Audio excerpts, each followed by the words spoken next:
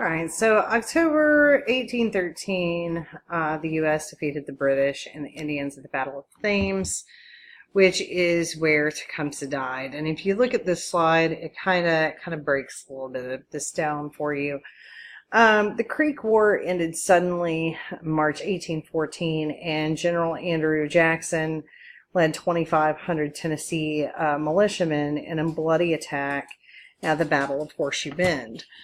At this battle, there were 550 Indians killed, several hundred more killed escaping across the river.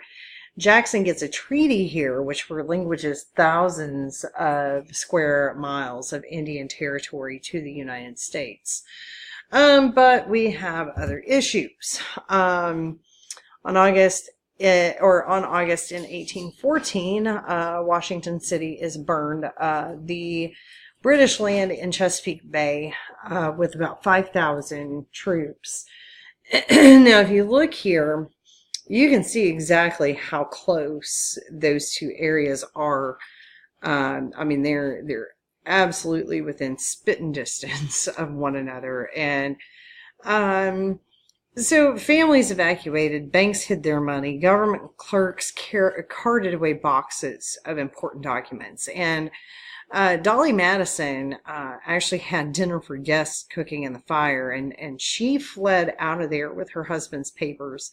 She left servants to rescue a portrait of George Washington. And when the British did arrive, one person quoted, "They ate up the very dinner and drank the wines that I had prepared for the president's party." And that was Dolly talking in response about this. And then after they did that, they torched the White House. They burned the Capitol building, the newspaper office. They burned down a well-stocked arsenal. And this time, though, we talked about during the Revolutionary War, the British main goal was to reintegrate rather than conquering. And this time, they were conquering rather than reintegrating, and they wanted the capital this time. So rather than hold the capital, though, they marched on to Baltimore, where they met the Maryland militia. Now, one of the huge turning points of this was the Battle of New Orleans. And I've got a YouTube video up here, which I will include for you all to watch in the module this week. But the Battle of New Orleans, and there's a song for you to listen to too. But the thing to know is Andrew Jackson's army was very, very unusual. It was a combination of inexperienced volunteers, free blacks, Tennessee and Kentucky riflemen, Louisiana militia. They even recruited pirates.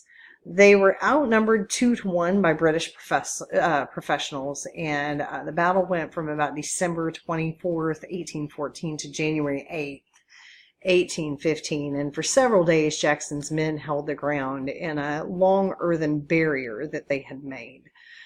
On January 8th, 1815, the British rushed the Americans and were cut down in great numbers by rifle and cannon fire. And then you have these group of people who just still aren't completely about this. The War of 1812 was very unpopular in New England, and they felt that commercial interests were being sacrificed by the southern and western states. Federalists were discouraging people from enlisting in the war. They resisted attempts at conscription. The British exempted New England from the blockade so they could trade, and the U.S. imposed an embargo that did the work for them. October 18th, 1814, the Massachusetts legislature called for a convention to discuss constitutional means to protect New England. All New England states were invited, and delegates officially elected by their respective legislatures were sent. So we're talking delegates from Massachusetts, Connecticut, from Rhode Island. Vermont, New Hampshire did not participate as states. However, they did have a few counties who sent delegates. And so you had about 26 delegates in total that met at New Hartford, Connecticut. And it was a secret meeting. It was similar to the Constitutional Convention, and they wanted to propose constitutional changes to prevent a further crisis like this. As the meeting that was taking place, a ship was sailing across the Atlantic with news that a peace agreement had been reached in Belgium to bring the war to a close. And news of Jackson's victory in New Orleans basically made this convention traitorous. And it was politically fatal for the leaders who were involved there. And it really ruined the Federalist Party. So, all in all, and if you look here, I'm sorry, I skipped ahead too far. There is a cartoon. I don't know if you can see my cursor or not, but it's the one that's kind of on top there, the Hartford Convention. It was a cartoon by William Charles, and it depicts the three New England states who dominated the Hartford Convention, which was Massachusetts, Connecticut, and Rhode Island. And crouching up there at the top on the rock, you see them, leaping off of a cliff into the waiting arms of England's King George III. And it's showing that, promises plenty of codfish, goods to smuggle, numerous titles and nobility. On the Banks Cliff there is a monument with a bow of ribbons at the top, and inscribed on the ribbons are the words, "This is the produce of the land they wish to abandon." And underneath that, I hope you can kind of zoom in on this whenever I post the PowerPoint by itself. But listed underneath of those ribbons are the American military heroes of the War of 1812. And then crouching at the center of all this is Timothy Pickering, who was a Massachusetts Federalist, and he was strongly in favor of the Hartford Convention. So, if we look at who really won the War of 1812, Americans celebrated as if they have. There was a new spirit of nationalism, and that paranoia of British invasion was pretty well put to rest.